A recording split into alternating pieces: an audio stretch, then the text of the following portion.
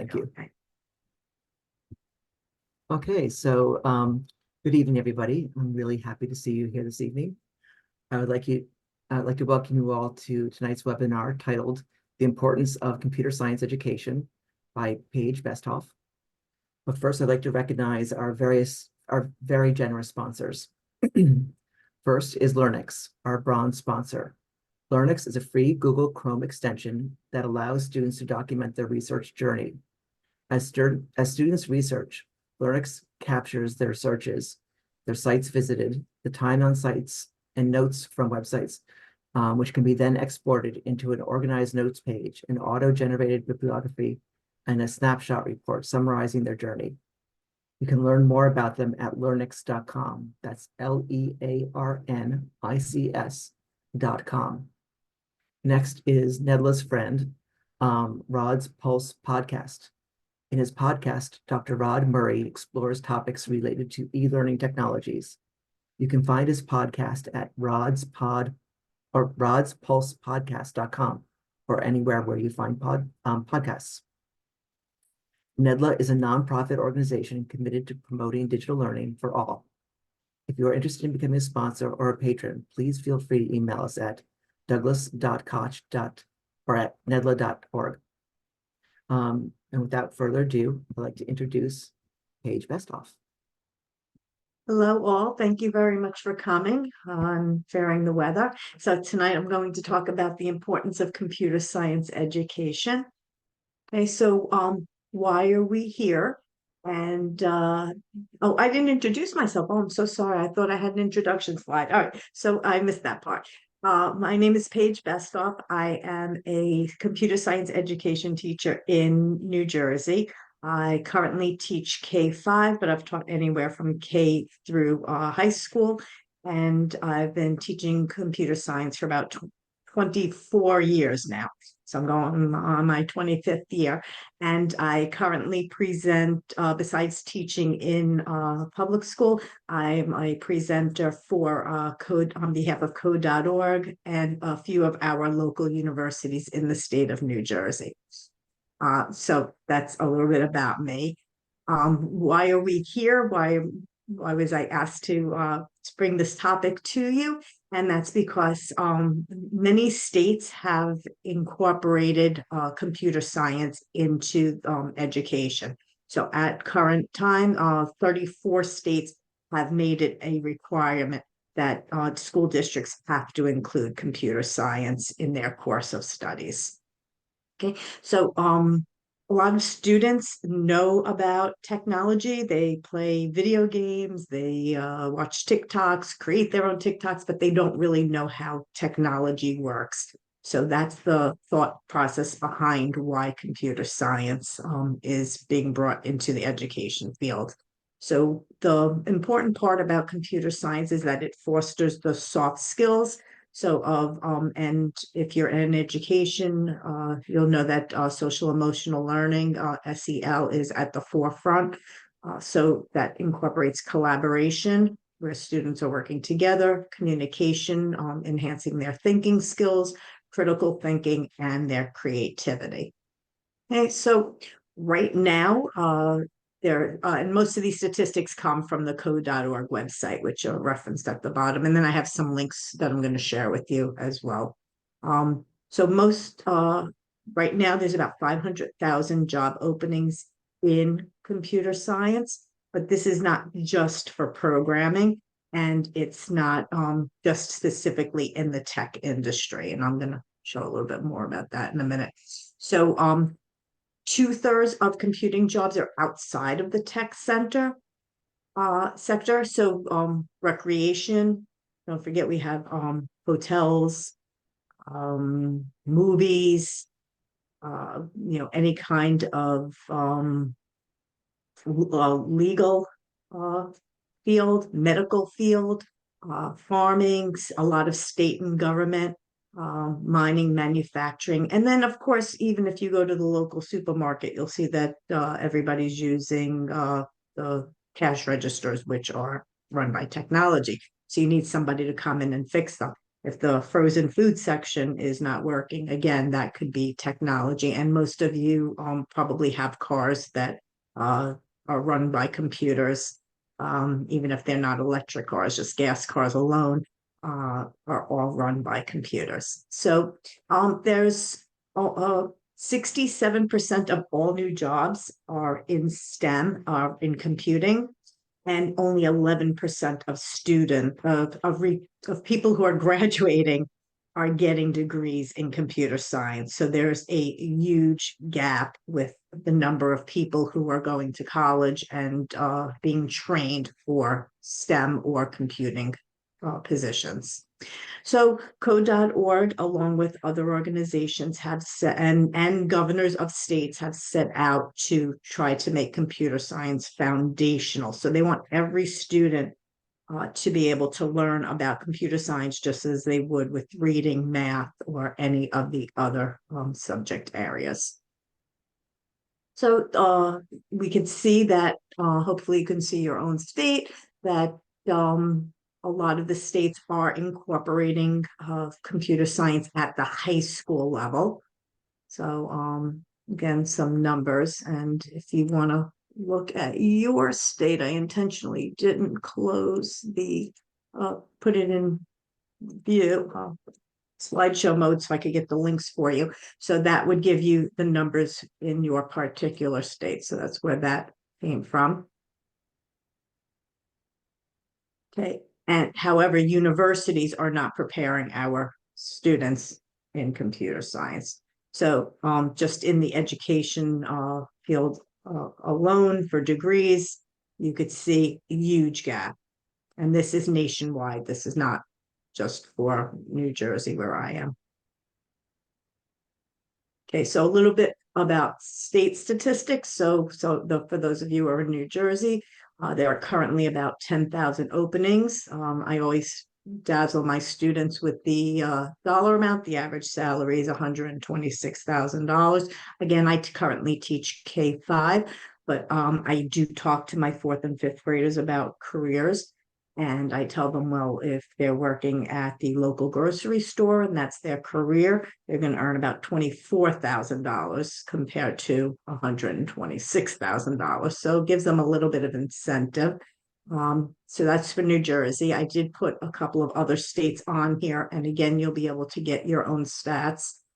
Here's New York is a little bit higher, Connecticut, Pennsylvania, and I did not go as far south as Tennessee and Georgia.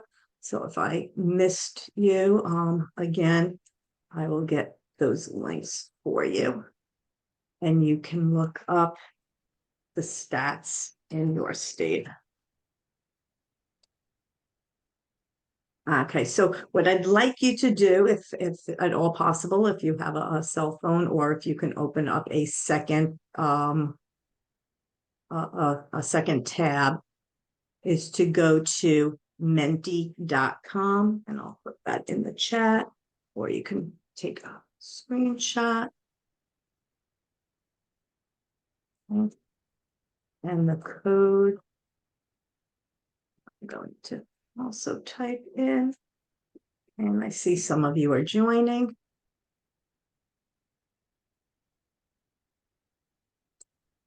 Okay.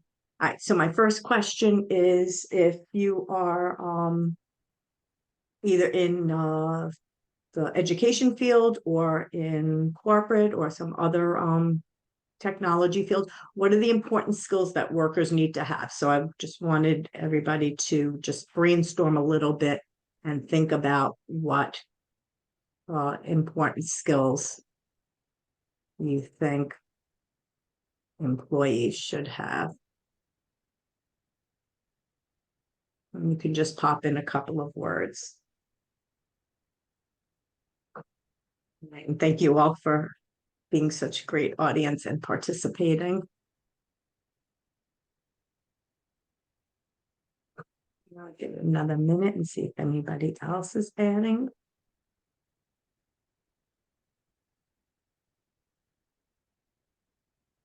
So a lot of these skills are some of the things that I did mention.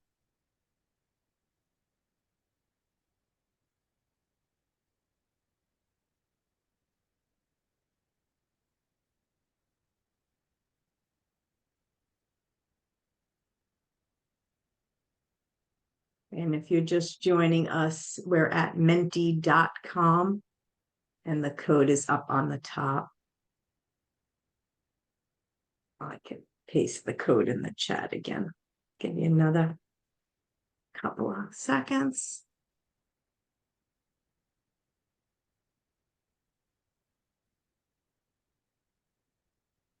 Okay, and the way Menti works, this is a word cloud. I'm sure some of you have seen word clouds before. The more common the word, the bigger it is.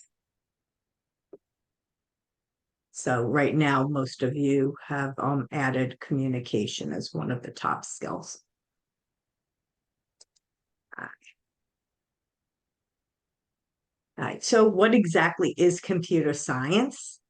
And you can still add to the Menti if you're just joining us. So the definition of computer science is the study of computers and algorithmic processes, including their principles, their hardware and software designs, their implementation, and the impact on society. So when people think of computer science, they say, oh, you're just going to school, you're going to learn how to be a programmer or a coder.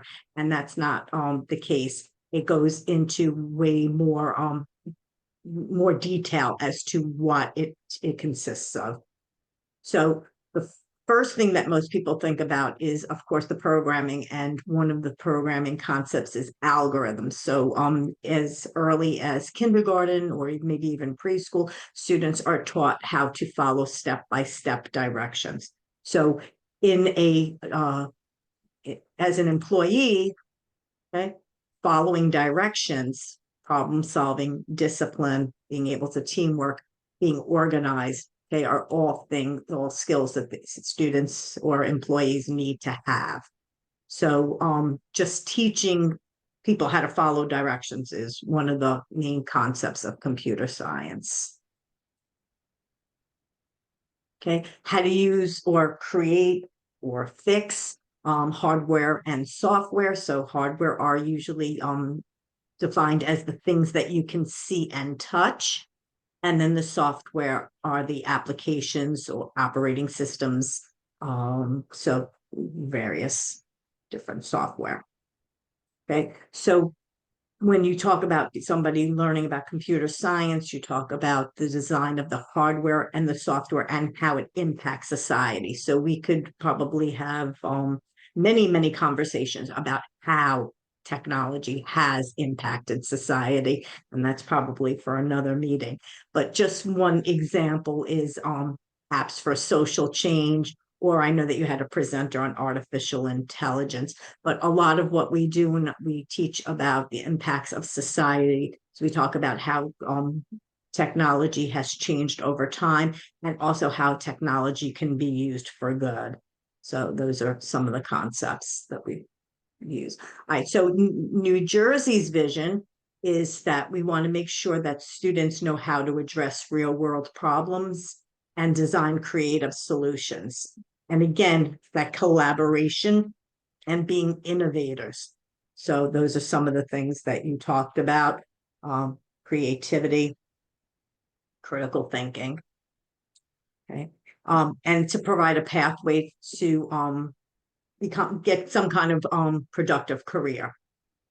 Right, we want students to become global minded as well and be able to solve global and local issues.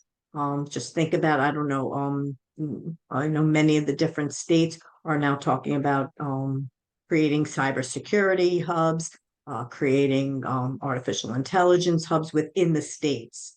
So through the governor's offices, I know they've been making a lot of speeches about that. So where are we going to get all these employees from?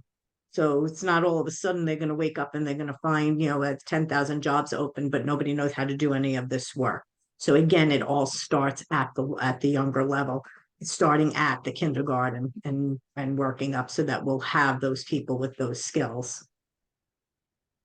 All right, so our next Menti, move to the next one, is what is your vision? So I just went through, I'm going to go back for 1 second and go back to New Jersey's vision. Again, is to solve real world problems, collaboration, helping students get jobs, getting employees, okay, and solving issues, global and local issues. So here we are. If you closed out Menti, it's the same code. You can go right back in. It's in the chat. And if you didn't close it out, you can just enter your vision. Okay, so what do you think businesses and employees need?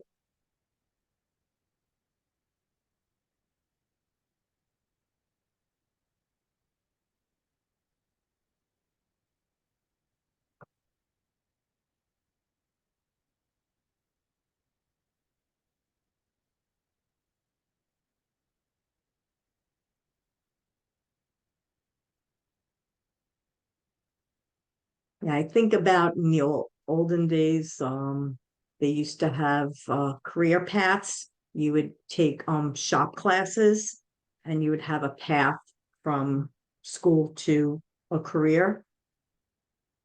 And I don't know if that's, I know that we do have vocational high schools, but I don't know if that's happening as much as it used to.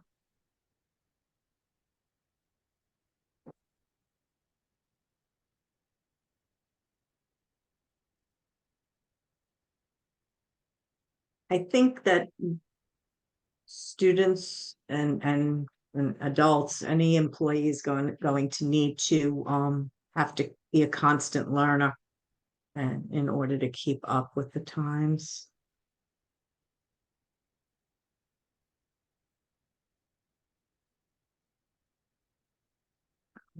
Give it another minute, see if anybody else is adding anything.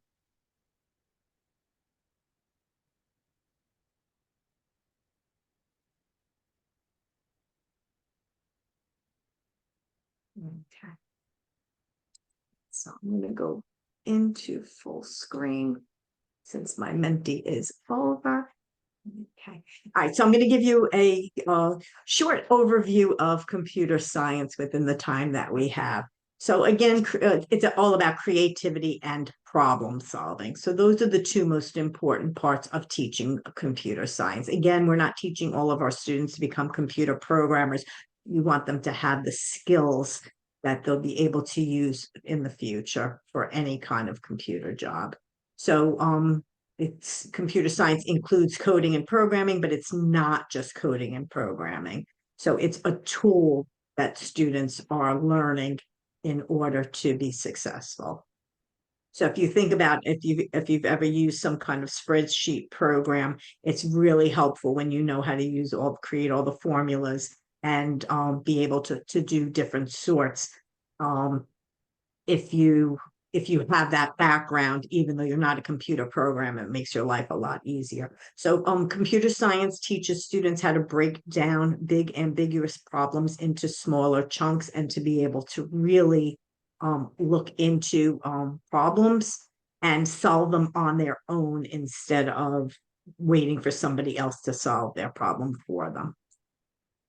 Right. So what it's not. So a lot of education programs or a lot of teachers or even people who are not in education think I know a lot of parents tell me, oh well, my child knows how to install apps on my phone, or they can go to YouTube by themselves, and that's not what computer literacy is. So or computer science is. So it's not how you use a device. It's not typing up something on Google Docs or Microsoft Word. It's not knowing how to access educational technology or how to play a video game or make a TikTok. So those are things that computer science is not. So what it does include is computational thinking, critical thinking, problem solving, communication, and collaboration. And I have a short video I'm gonna play. If you don't hear sound, let me know.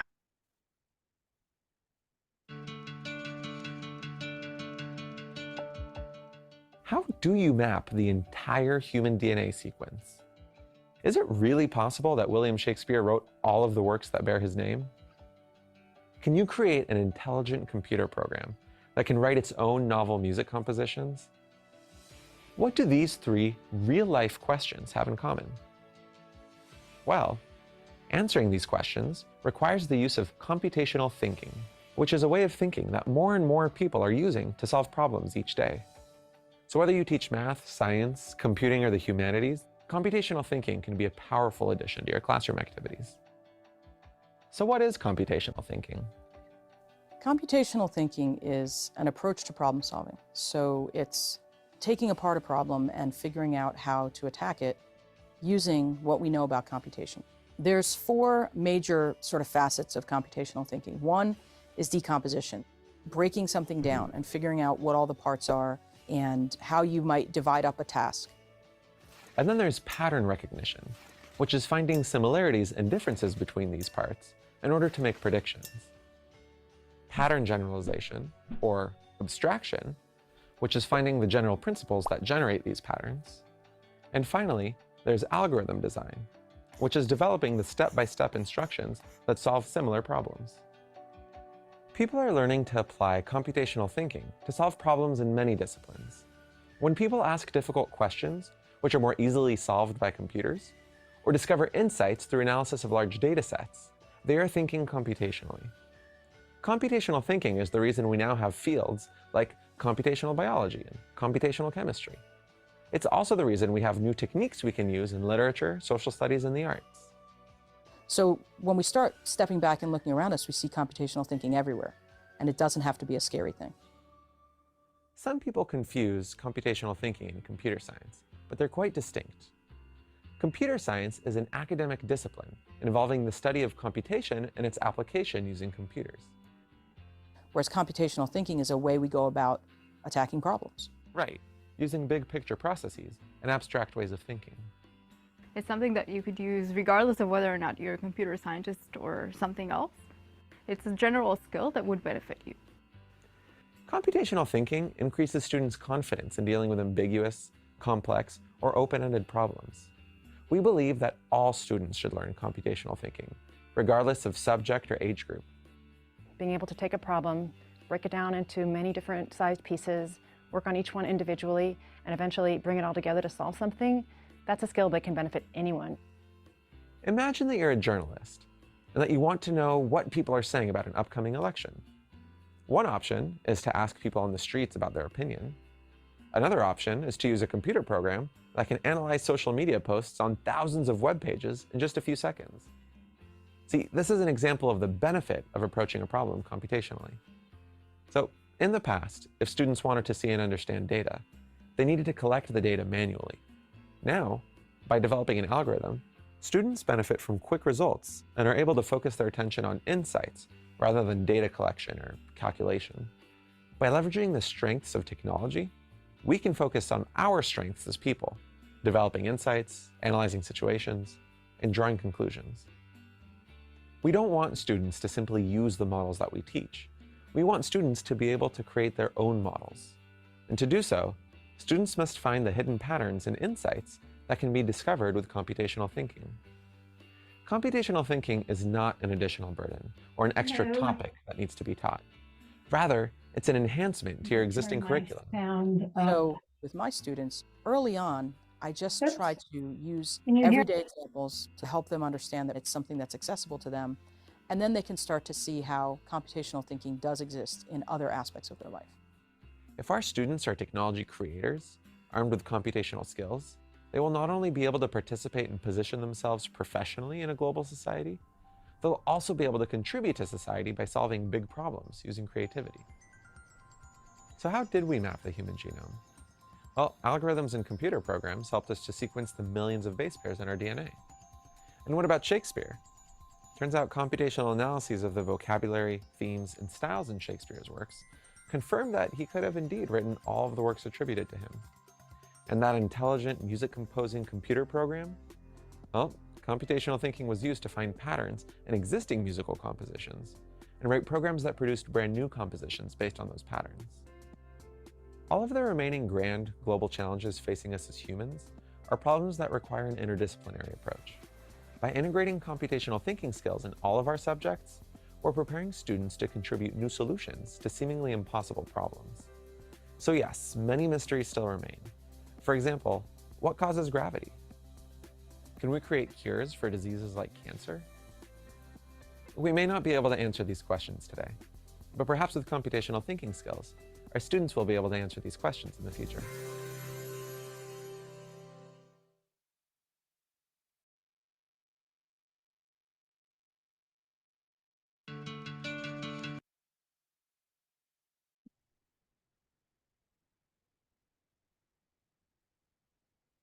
So they talked about the fact that that computational thinking should be used in across the curriculum.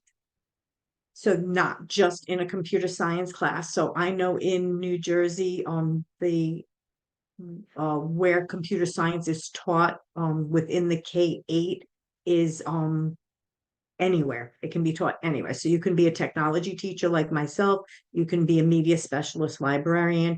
You can be a regular classroom teacher and incorporate it within your classroom.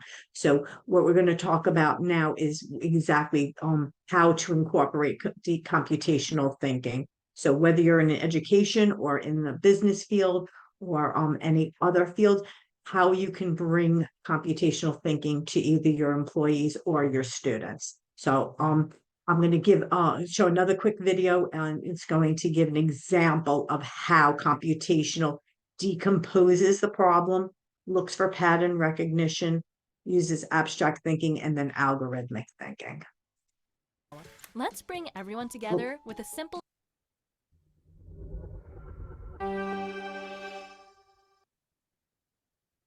computational thinking. What is it, and why is it so important? Let's start by looking at the what. You may think that computational thinking is about thinking like a robot or programming like an expert, but it's not. Rather, it is a very versatile skill, a skill that focuses on critical and logical thinking. To put it simply, computational thinking is a problem-solving skill. Let's dive a little deeper.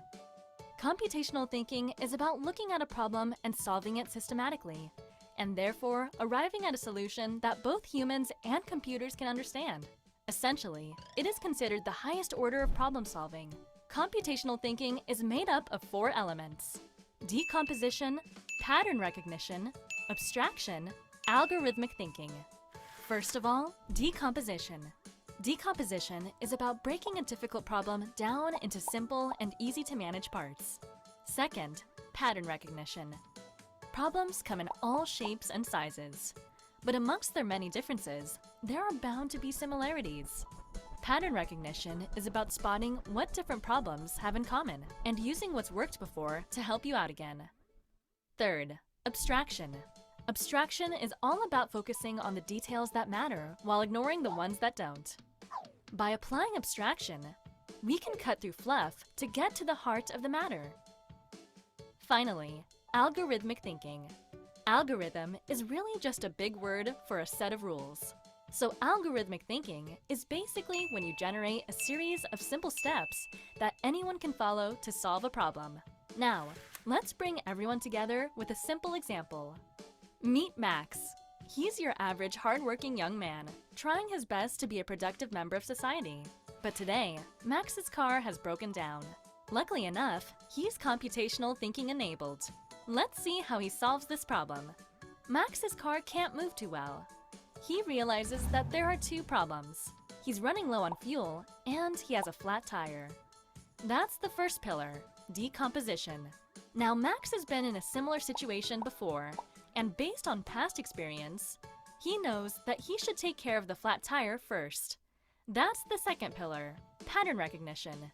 He doesn't have much fuel left, but it's enough to get him to the next patrol station.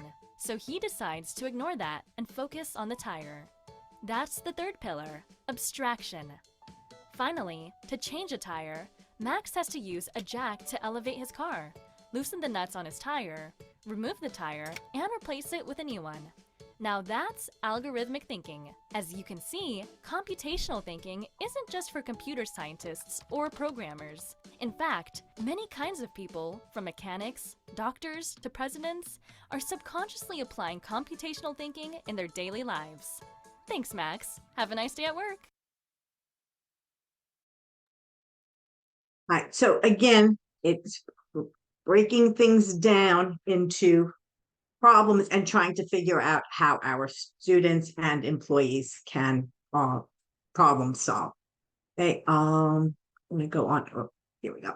All right. So first step is decomposition, and here's some examples of things that you can use to teach decomposition, breaking things down into smaller parts. So one of my favorite ones is here it says write down a list of ingredients for a Victoria sponge cake. So having students look up recipes, I know that math teachers have them use recipes to teach fractions. So this might be a great activity to do. So I'm going to let you look through the activities, and I would like you to pick one, put it in the chat, or modify it for something that you think that you may be able to use, again, either as a teacher with students or with employees or other people that you work with every day.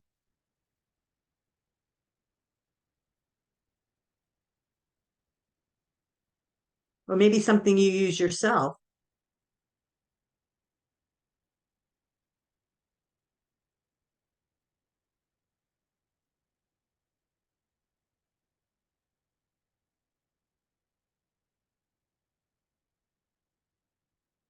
And some of the terminology may be a little bit different. These come out of the UK. Notice the petrol station. So let's see if anybody has any decomposition activity that you think that you may use.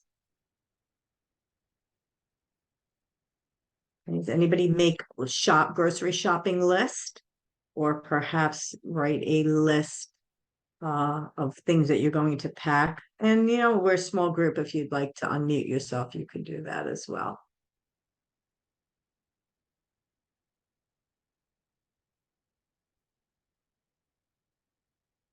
Anybody ever plan a birthday party or a wedding or other event?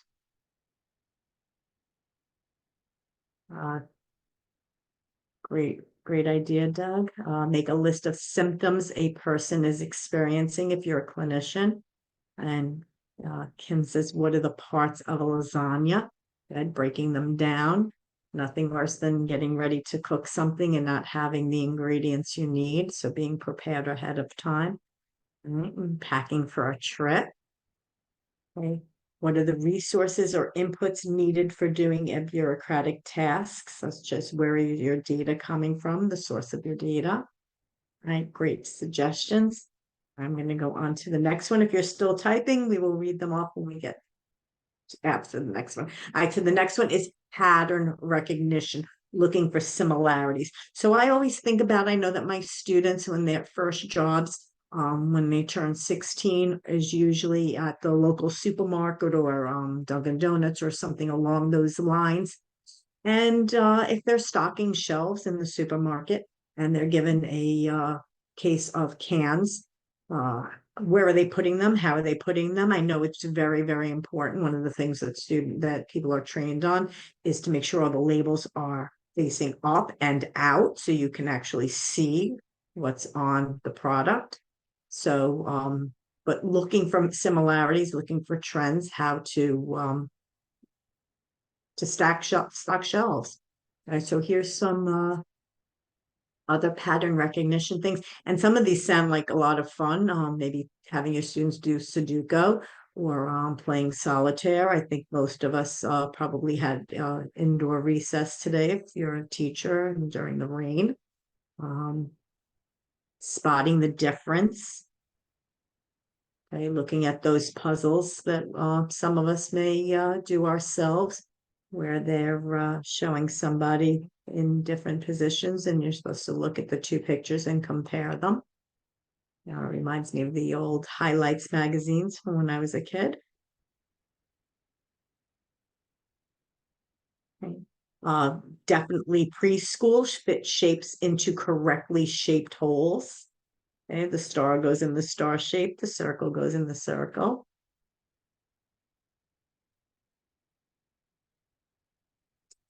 right, the next one is abstraction. Okay, so focusing what's important and forgetting about what's unnecessary. And everyone has difficulties with this. This is definitely a very, very hard skill, whether you're a student or a grown-up or employee, trying to get all the other stuff out of your head and just focus on what's important. So here's write a blurb for your movie.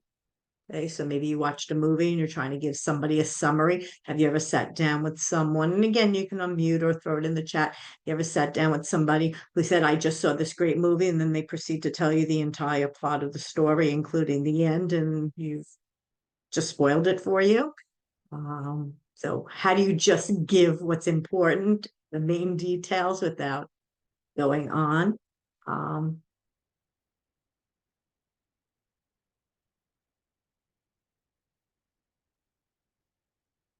Okay, another one, explain what's going on in your game. So again, movies, book, a TV show, and only including the important things. So what's today's weather forecast?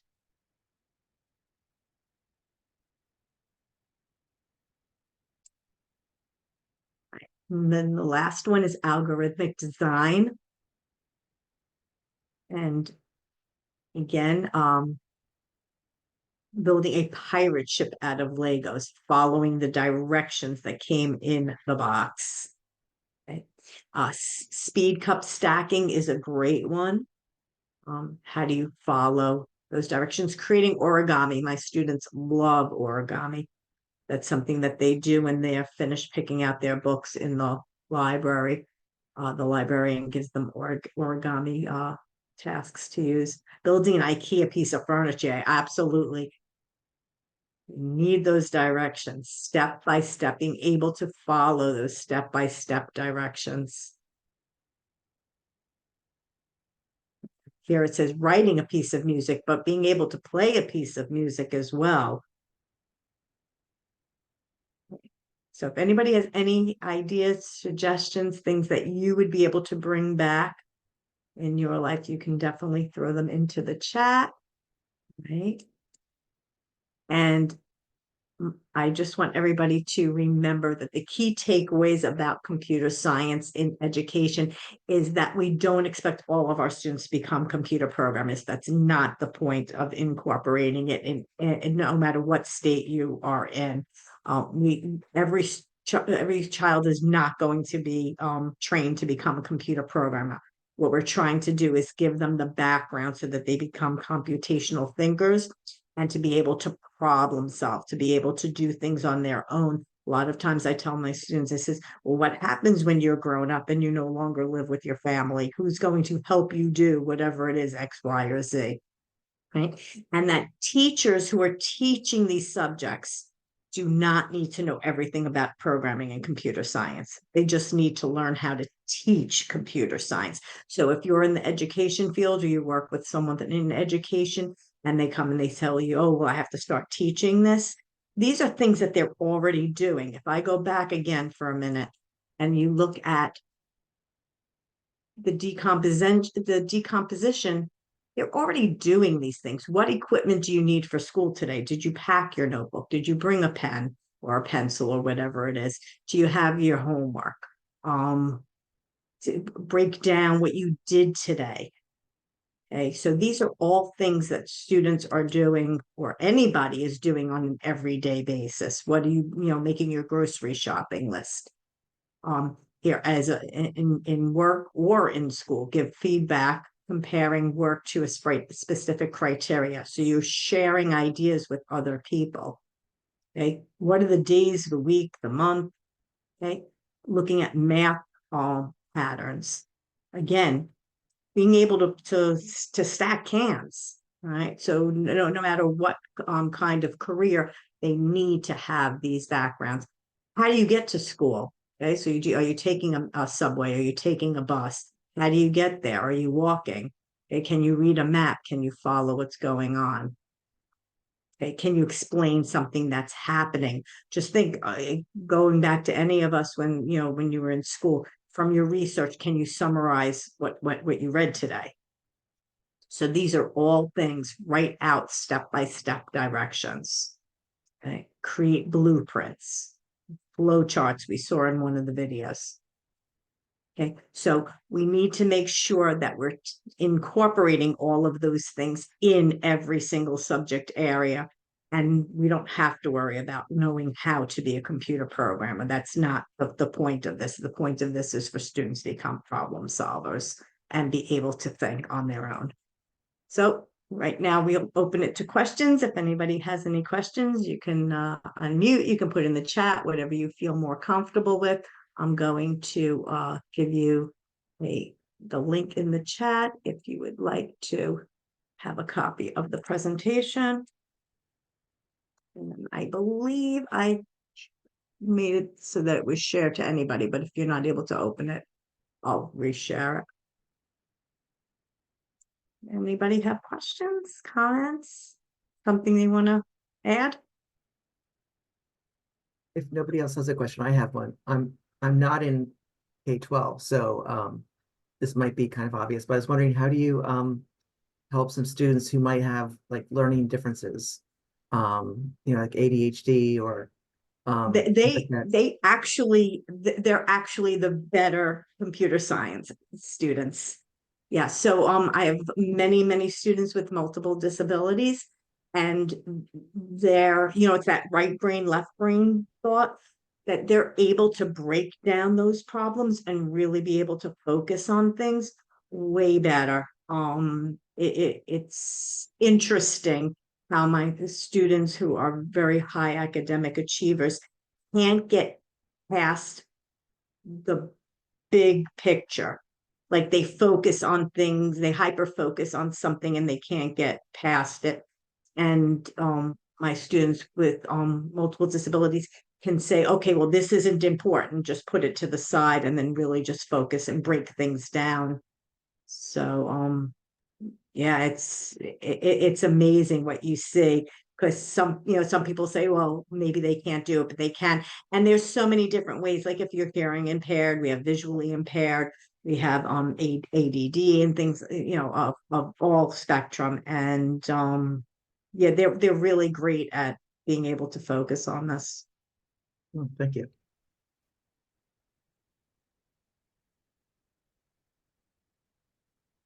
Does anybody think that this is something that they could bring back to their organization? I mean, I think like staff meetings, just working on one of those little activities.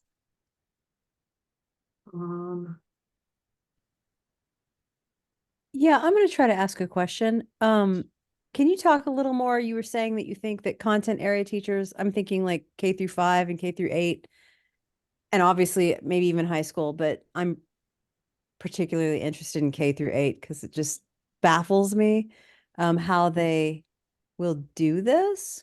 So what should, if you're like a 4th grade social studies, like maybe you're a social studies English language arts teacher, what should you do if you're planning your next school year and you're like, I'm going to put computational thinking into my subject areas? Right. What, So yeah, so what we've done in my district, it's 4th grade is a great question, because 4th grade is, we do a lot with 4th grade. The teachers are great for collaborating.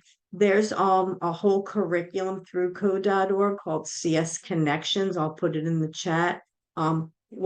There's a map making lesson, but what I've done with the students is in my class, and it doesn't have to be, the regular classroom teacher can teach this as well. We'll introduce the concepts, the computer science concepts, and then they go back and they bring it into the classroom, and they create different activities. So instead of saying American Revolution is one of the things that they learn in 4th grade in New Jersey, instead of writing report about American Revolution and I always pretend I stand there with a piece of paper in front of them. My report is about the American Revolution. I read about, so they're standing there. So instead of doing that, they're actually coding an entire reenactment. of something that took place. So somebody did Molly Pitcher and how she brought the water. Somebody else did something about the stamp tax, that they said we're not going to pay, the taxes, and then they threw the tea off the boat. And they actually coded all these different, there's different programs. Again, I'm partial to code.org, but it could be done in Scratch as well. There's other programs besides. This CS Connections that I mentioned is specifically made for the classroom teacher. So, but even if you just do like creating origami, I know that my 3rd grade teachers, for the sequencing, step-by-step directions, they do a whole thing about how to make a peanut butter and jelly sandwich. And that's one of the sequencing. But even in kindergarten, 1st grade, just as an example, they're reading The 3 Little Pigs. What happened first? What happened next? What happened, what happened after that, and breaking them down into small little pieces. Thank you. Can I add a follow-up to that? Do you think Absolutely. that, okay, maybe this is a 2-part question and I can ask it in 2 parts, but I guess one question is, is it considered teaching computational thinking? Like, let's say the English social studies teacher is doing it. If they only do pieces of it, like decomposition in one lesson, and then maybe later it's abstraction next week, do they have to go through the whole process of all 4 components, or can they just do a few here and there? They could definitely do a few here and there. They could definitely break it down into, I did have this one where I skipped. So as long as they're getting the concepts, they don't have to do them in order. And Yeah. then do they expect, does an English language arts teacher and a social studies and a science teacher expect the student to know what decomposition, abstraction, pattern, all of these terms, are they expected to kind of know what those are, do you think? No, they're gonna, they can actually, that's why I shared that they can actually show this poster and talk about it. But no, a lot of these concepts may be taught in the math curriculum. So they may already know, like patterns they'll know from math. Abstraction they may know from art class. So, but the other terminology that they're not familiar with, the teachers can just show them these posters, give them some examples, and then let them practice them. Let me ask one more follow-up and then I'm going to hush and make room for No, but be my guest, just ask So away. if you have these like elementary kids that are learning these pieces of computational thinking, but then they get to middle school and high school and even college maybe, and they're like, do I want to study STEM or computer science or engineering or any of this stuff? And they're like, well, I don't have any experience with that, but maybe they do have experience. How do we like bridge that for them to where they realize, oh, I did learn some of this in elementary, but I didn't really know I was learning it. And To so that's confidence yeah. to make those choices.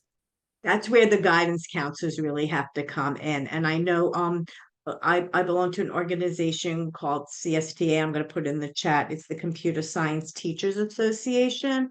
And they invite guidance counselors to come in and get information. So this way the guidance counselors at the high school level can guide them.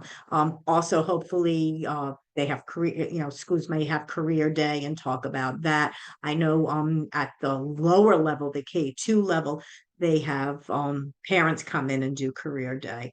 So that could definitely be done up at the higher grades as well. Thank you. But I spend a lot of time talking about careers with my students. Another great resource is Amazon Future Engineering. I just stick that in the chat as well. And they have a free program where they show all kinds of careers within computer science and STEM. And you know what, code.org also has, hang on, CS Journeys.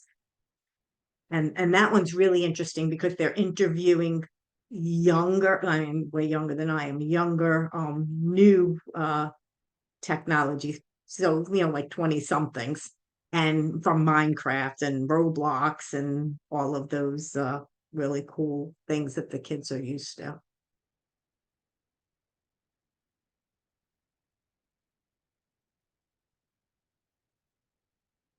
Anybody have any other questions?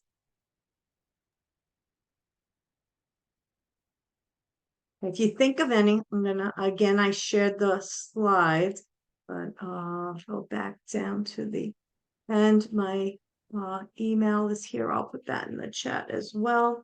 If you want to reach me on LinkedIn. I want to ask one more if nobody else wants to ask one. Go ahead. So it sounded like you said you actually teach computing to elementary students. Is that correct? Yes. What is that like? Because like in Georgia, we don't have that. We have more like technology literacy, and it's like No, you connection do. classes. Georgia has a huge. I do know quite a. See if my geography is not. Oh, I did hit Well, it. Okay. I I know was gonna say, I know we're doing well with computer science, but like in just real schools that I know, they're not at the elementary level. They in actuality don't generally do a lot. So I'm just curious if you I'm actually teach surprised. Yeah. So computing. Georgia holds a conference called the Georgia Constellations Conference. Yes, I'm I'd like familiar. to say it's in June because I did present virtually over Zoom a Hmm. couple of years ago. And that was really good. But I honestly and again, I don't work for code.org. I just facilitate workshops for them. But their website, I'm gonna open it up while I'm on here. Their website actually will teach you. So if you know absolutely nothing about computer science, just trying to find one of the lessons that I was just talking about here. So here, they will teach you step by step so that they have free workshops online, free workshops in person, and then they also have online, you can do self tutorials. So here's the one that I had mentioned about the maps. And this is all about map making. I'm just gonna go into, so it'll give them You're step going by to use step. events. An event tells your program to listen for something to happen and then react right away. Blocks like when clicked are called event blocks. The code connected to an event block runs when the appropriate action is detected. For example, if I attach this say block to the when clicked event, my sprite will say something when the user clicks or taps on it. Notice that event blocks don't snap into your main program. Instead, they create little programs of their own. Right. So this is the way that all their modules work.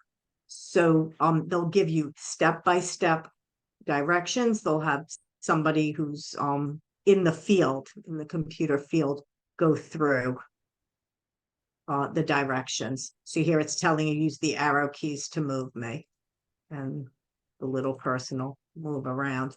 And here it's teaching the social study. I know it's hard to see, I can't make it any bigger, but here's the Statue of Liberty. I believe this is Sedona, and then shows the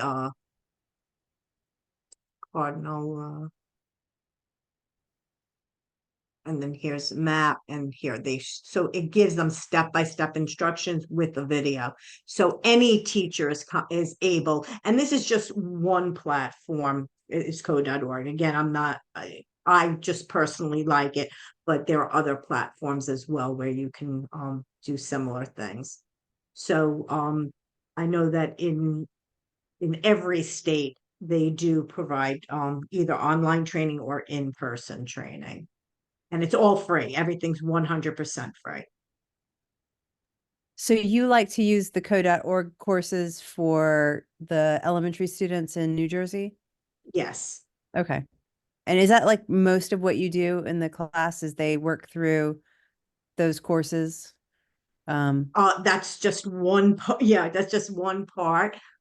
Is the programming. So when we talked about what computer science consists of, let's see if I could go back for a second. I don't remember where. So there are. Sorry about the. Okay, here we go. All right, so the algorithms, that's the code.org. Then there's learning about hardware and software. So for example, this week they're learning about the history of computers. So I use Mystery Science and I use Brain Pop to supplement and show some of the videos. So it shows them what the computers look like, the very, very first ones, which were built for the defense. And the census. IBM's first computer was built to take the census figures.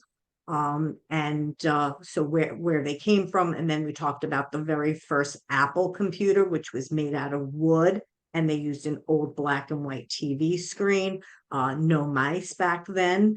And I show them the big gigantic 8.5-inch floppy disks, the little tiny floppy disks, and everybody says, oh, that looks like a save button because we don't use disks anymore. A lot of people don't even use flash drives anymore.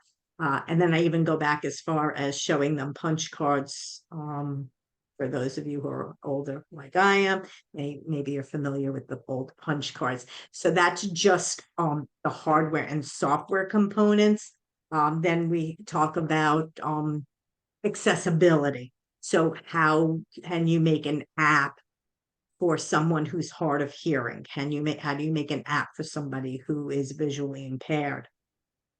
So we talk about a lot of social change. How do networks work? How does the internet work? How does Wi-Fi work? Things like that. Hi, can So you hear me? Yes. Hello.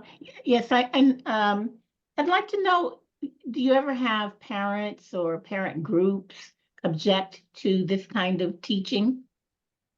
No, we actually have a family night. We hold 4 family nights so that the parents are aware of what's going on in class, and so that we hope that by the time they're done attending, that they'll embrace it. And they usually have. We have them come in and we do some code.org activities where they're actually coding.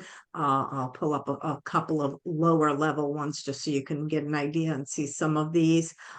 We do some robotics with them, with the parents. So they've really had buy-in because they see how much fun it is. It's not just something that that their students are participating in, but that it's definitely fun. So if I go into 1 second.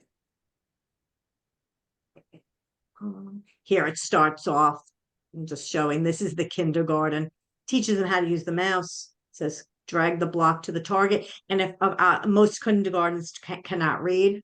Drag the block to the target. Okay, so there's audio. There's also immersive reader, which is from Microsoft, and that's a little bit less tinny. Drag the block to the target. And then I have I'm sure most of you do too, have a lot of students from outside of the country who don't read or speak English, and there are multiple languages that you can change it to. So, and then click OK, and then they're dragging the block to the target. That's the real basic ones. Then they have to put together the puzzle pieces. So again, they have a lot of a lot to think about. Then as they go through them, show something. So here's Star Wars. So we have to get BB-8 to the scrap metal. And here again, this is kindergarten level. They may not be able to read the word move or east, but they know the arrow pointing to the right. And in my classroom, I have I have a Promethean board, which is in essence a big TV screen that's computerized. And I have a left-hand print on the left top corner and a right-hand print on the right top corner, so that they can know which way is left and right. So here they're going 1, 2, 3. And it's going to be loud, so I'm just giving you a heads up. And they would go through puzzle, and there's tons and tons, and this is just the kindergarten level. So tons of puzzles. And here's that video that they talked about events with the map making. They're even introducing events as low as kindergarten level. So you have computers in the classroom for this, or how do you do it? Most school districts have Chromebooks now. Okay. And if they don't have Chromebooks, possibly iPads. I know there's a lot of schools that work with Apple and get iPads from them. Okay. Pretty cool. Yeah, thanks. Anybody have any other questions? All right, so if you're interested, there's definitely training that you can go through. Let me see, hang on a second. If you're learning yourself, there should be something down on the bottom, because even if you're not teaching, 1 second. I think it's down on the bottom where you can support. They even have a whole AI. And that's not just, it says for teachers, but if you're not a teacher, I would tell you to take a look at it anyway. Definitely recommended. They have all kinds of videos. Here's the whole career resources about different careers. There's one for K-5, one to 6 to 12. So this is that CS Journeys. I was looking for, because I'm not signed into my account. They have trainings. They do offer free trainings. And professional here. Explore workshop. So if you want to go on here yourself, you can go to self-paced modules. But if you want to sign up for a workshop, you can, as elementary, and then they have 6, 12. And then here they'll show you the map. So currently there aren't any in Georgia, but Mississippi here will tell you that they have one in Biloxi, and that's in person. But if you see one in another state that's on Zoom, you can definitely hit Oklahoma. There aren't too many, probably because they just had the holidays, but here's some that are in, I didn't catch the state where we are. In Ohio, Pittsburgh. So you can definitely look here. Again, that was code.org. All right. Anybody else have any other questions? If you come up with questions, I forgot it. Jay, if there's any other questions that you think of afterwards, definitely email me. I did put my email in the chat. I'll do that again, or you can find me on LinkedIn. And I'd be more than willing to answer any questions that anyone may have. Well, thank you so much for tonight. That was really, this is great. I really appreciate it. And thank you for everybody for attending tonight also as well. And before we close out, I'd like to recognize again our sponsors, Learnix, learnix.com, and Rod's Pulse Podcast. And finally, before we close, I'd like to direct everyone to NEDLA.org. That's NEDLA.org to sign up for our next webinar, which is going to be The Humanity of DEI with Dr. Cherie Crosby Weeks. And it's going to take place on February 15th at, I think it's 6 o'clock. So until then, thank you and good night. Good night, everyone. Thank you. Good night.